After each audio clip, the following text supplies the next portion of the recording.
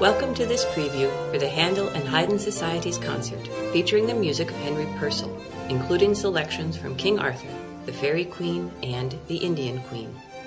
Henry Purcell, born in 1659, his brother Daniel, and their father were all members of the Chapel Royal, musicians who served the English monarchy. Henry first joined the chapel as a young boy, and after his voice changed, he became an assistant to the king's instrument keeper, helping to maintain the keyboard and wind instruments. He then became organ tuner at Westminster Abbey. He was appointed composer in ordinary for the violins in 1677, and 2 years later was named organist of Westminster Abbey.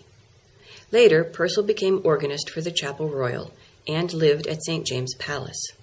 The librettist of King Arthur, John Dryden, often stayed at the palace as Purcell's guest in order to avoid his creditors.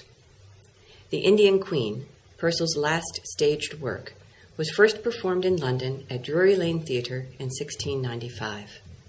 The libretto is based on a play that was first staged about 30 years earlier. The Indian Queen centers on a love triangle. Two men fall in love with the same woman. This love story is played out against the backdrop of a war between two lands, Peru and Mexico.